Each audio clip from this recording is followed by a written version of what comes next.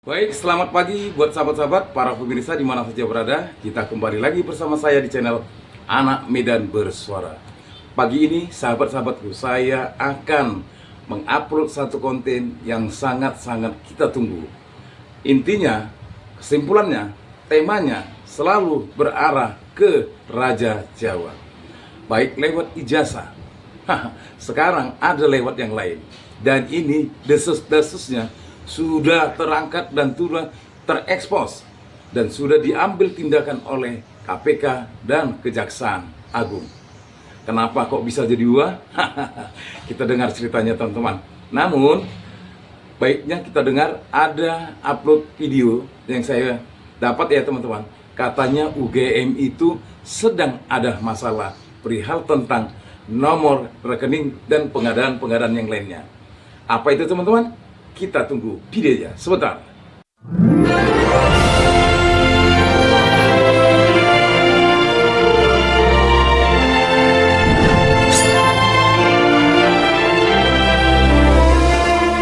Jadi kalau kita lihat memang UGM ini dalam satu dekade terakhir, temuan-temuan BPK itu luar biasa gitu. Beberapa diantaranya adalah tentang pengadaan barang dan jasa itu, BPK menemukan bahwa ada kelebihan pembayaran dan indikasi kerugian negara. Itu yang pertama. Yang kedua, dalam soal pengelolaan rekening.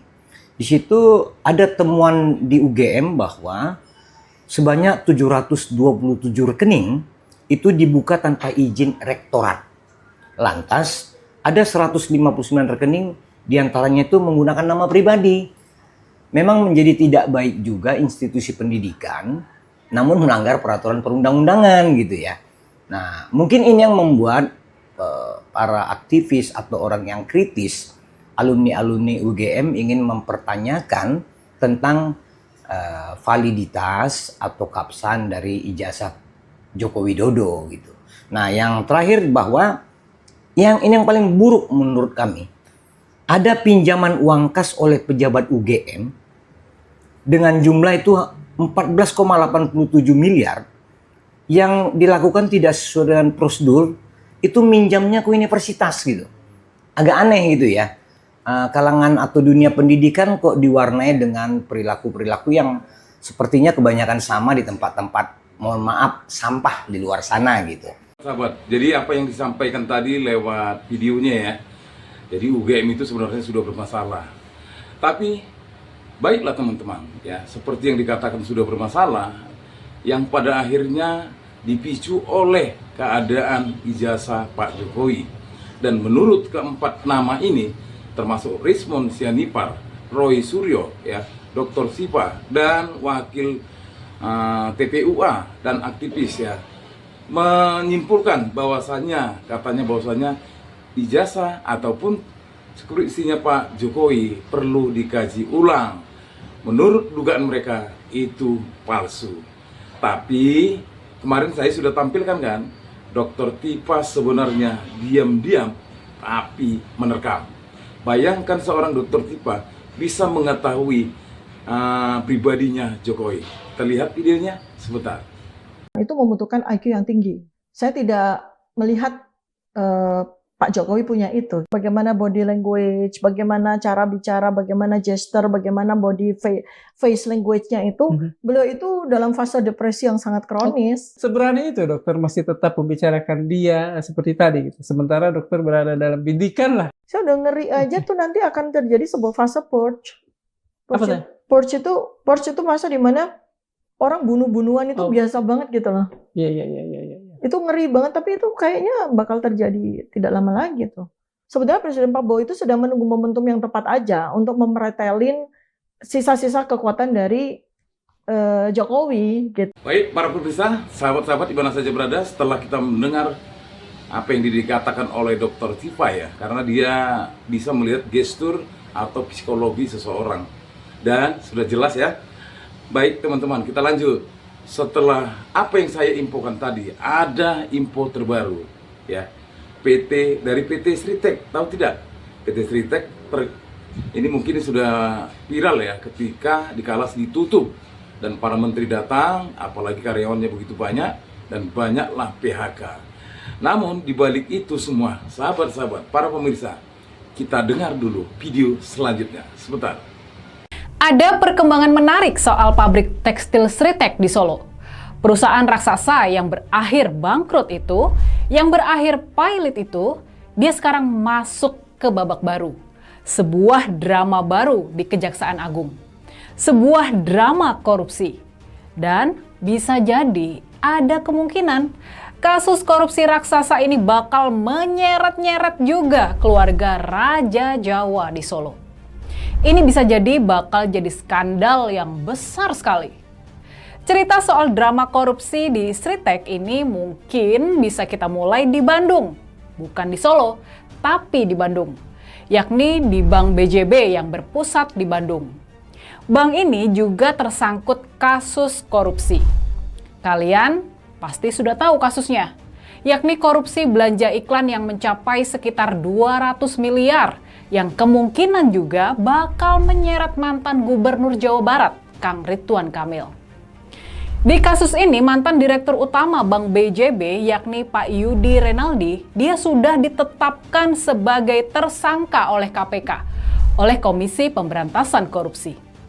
Tapi, rupa-rupanya kasus korupsi yang menyeret nama Yudi Renaldi ini bukan cuma kasus korupsi dana iklan yang dijadikan dana taktis tersebut. Disebut-sebut, Bank BJB di bawah kepemimpinan Pak Yudi juga tersangkut kasus pemberian kredit jumbo ke Sritek senilai sekitar 600 miliar. Dan ini berakhir macet karena pabrik tekstil tersebut sekarang pilot. Nah, yang sekarang sedang diselidiki oleh Kejaksaan Agung adalah kasus korupsi Bank BJB dalam pemberian kredit raksasa kepada Sritek.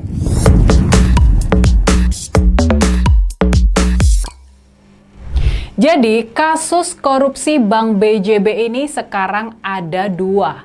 Satu, kasus dana iklan senilai sekitar 200 miliar yang ditangani oleh KPK. Yang kedua, kasus kredit Sritek senilai sekitar 600 miliar yang ditangani sama Kejaksaan Agung. Bisa jadi ini menimbulkan tanda tanya juga. Mengapa kasus-kasus korupsi Bank BJB ditangani sama dua lembaga berbeda? Kenapa kasus korupsi kredit Sritek ditangani sama Kejaksaan Agung dan bukan KPK? Soal ini, jangan khawatir, kita bakal bahas sesudah kita bedah inti dari kasus korupsinya dulu. Jadi, kita tahu dari pemberitaan bahwa Kejaksaan Agung sekarang ini sudah memanggil manajer accounting Sritek, yakni Yefta Bagustiawan, sebagai saksi dalam kasus korupsi ini. Kejaksaan Agung sedang menyelidiki kucuran kredit dari banyak bank kepada Sritek. Ada kucuran kredit dari Bank BJB, Bank Jateng, dan juga Bank DKI. Pertanyaannya, mengapa bank-bank itu berani mengucurkan kredit dalam jumlah besar? Padahal Sritek dalam kondisi yang tidak bagus. Padahal Sritek sudah menuju kondisi bangkrut. Ada apa dengan kucuran kredit dari bank-bank plat merah tersebut? Mengapa mereka begitu gegabah dalam mengucurkan kredit? Kenapa Sritek jadi begitu menarik di mata bank-bank tersebut? Apakah ini disebabkan karena Sritek berada di Solo? Apakah ini disebabkan karena Sritek punya kedekatan hubungan dengan penguasa negeri ini ketika itu?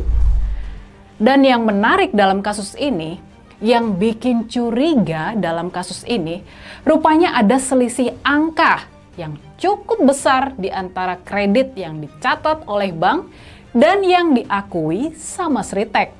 Buat Bank BJB misalnya, menurut catatan bank yang sudah diaudit sama BPK, Badan Pemeriksa Keuangan, besar kredit yang dikucurkan sebesar sekitar 670 miliar. Nah, masalahnya di pembukuan Sritek, di laporan keuangan Sritek, besar kredit dari Bank BJB cuma tercatat sebesar sekitar 593 miliar. Jadi ada selisih yang besar, yakni sebesar 77 miliar di antara pencatatan di Bank BJB dan di Sritek. Sementara itu, buat Bank Jateng, menurut pencatatan bank, kredit Sritek senilai sekitar 500 miliar. Sementara itu menurut catatan Sritek sendiri, besar utang mereka cuma 430 miliar. Jadi di sini juga ada selisih yang cukup besar, yakni sekitar 70 miliar rupiah. Buat Bank DKI, kredit yang diberikan menurut catatan bank sebesar 185 miliar. Tapi di pembukuan Sritek besarnya cuma 162 miliar. Jadi di sini ada selisih 23 miliar. Nah, pertanyaannya sekarang, pertanyaan para penyidik Kejaksaan Agung, kenapa ada selisih yang cukup besar antara 11-14% dalam pencatatan bank-bank dan Sritek? Mengapa uang yang diterima oleh Sritek yang diakui sudah diterima oleh Sritek, mengapa jumlahnya lebih sedikit dibandingkan yang sudah dikucurkan oleh bank-bank? Pertanyaan lanjutannya, kemana selisih uang yang besar ini yang totalnya mencapai 170 miliar? Kemana selisih uang ini mengalir? Adakah pihak ketiga? Adakah orang kuat yang minta bagian dari kucuran kredit ini? Siapa kira-kira orangnya? Nah, yang bikin kasus ini tambah menarik lagi, pertanyaannya, apakah mantan Dirut Bank BJB, Pak Yudi Renaldi, apakah dia bisa dan sudah menjelaskan kemana, kepada siapa selisih uang dari Bank BJB itu mengalir? Untuk apa uang selisih itu mengalir? Siapa pihak yang begitu berkuasa sehingga bisa minta jatah sampai sebesar 77 miliar? Apakah Pak Yudi Renaldi sudah bernyanyi? Nah, disinilah muncul desas-desusnya. Ini baru desas-desus loh ya. Jadi sekarang muncul desas-desus kalau dana selisih pembayaran yang mencapai 170 miliar itu adalah jatah yang mengalir ke seorang pangeran, yang mengalir ke putra dari Raja Solo. Makanya nih, kalau kasusnya seperti ini, kita jadi bisa mengerti kenapa kasus Sritek ini ditangani sama Kejaksaan Agung, bukannya KPK. Kita tahu kalau Kejaksaan Agung lebih bebas dari cawe-cawe Kerajaan Solo dibandingkan dengan KPK. Oke, itu saja pembahasan kita soal kasus korupsi Sritek dan bank-bank plat merah yang sedang ditangani sama Kejaksaan Agung. Setelah melihat video tadi ya dari channel 2045, bagaimana menurut teman-teman? Tulis di kolom komentar. Jadi, desas-desus ini bakal kita awasi terus karena ya kebenaran itu akan membongkar kebohongan yang selama ini disusun dengan kekuatan yang super power. Teman-teman, ketika Pak Prabowo ya mengutus Pak Jokowi, bukan wakil presiden diutus ya, ketika ke Roma Vatikan ya, untuk memberikan kabar duka cita serta melihat prosesi pemakaman salah satu tokoh agama ya, Paus Paulus barangkali teman-teman ya. Jadi di situ Pak Jokowi mewakili Indonesia. Tapi sayang disayang, Pak Jokowi sepertinya tak dikenal. Jadi efek OCCRP sangat luar biasa. Sebentar kita lihat ya, karena saya nggak bisa memberikan video teman-teman, karena nggak bisa diupload ya. Sebentar.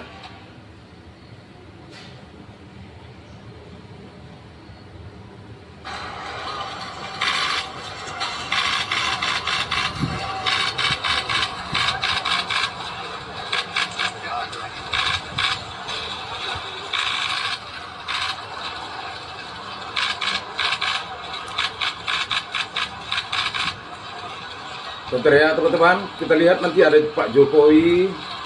Itu yang dipetak, dilewatin sama Presiden Amerika. Wow. Dan ini ketika di penginapan atau hotel ya, teman-teman putar.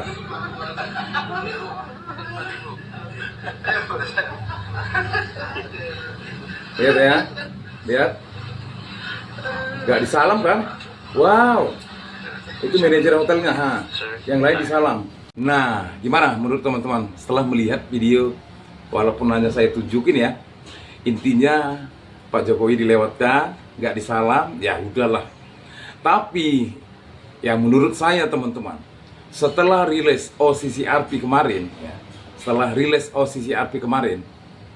lembaga independen ya, ada 3 finalis dan salah satunya ada mantan presiden kita, tokoh terkorup di dunia. Dan ini semua orang bisa melihat. Bayangkan teman-teman, apalagi kejadian-kejadian tentang perihal ijazah ini, belum lagi Sritek ini, bakalan ini akan menggemparkan dunia. Malu kita sebagai warga negara yang hanya duduk diam, gak bergerak apa-apa.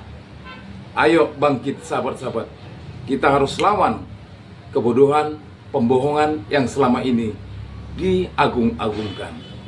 Apabila kita mau merubah arah bangsa kita untuk membuat masa depan bangsa anak cucu kita sejahtera, adil dan makmur, saatnya sekarang kita bongkar pembohongan-pembohongan yang dilakukan oleh para penguasa yang begitu sangat-sangat rapi. Buat sahabat-sahabat, saya mohon kiranya agar konten ini di-share, di-like, di-komen, dan di-subscribe untuk menuju ke 10.000.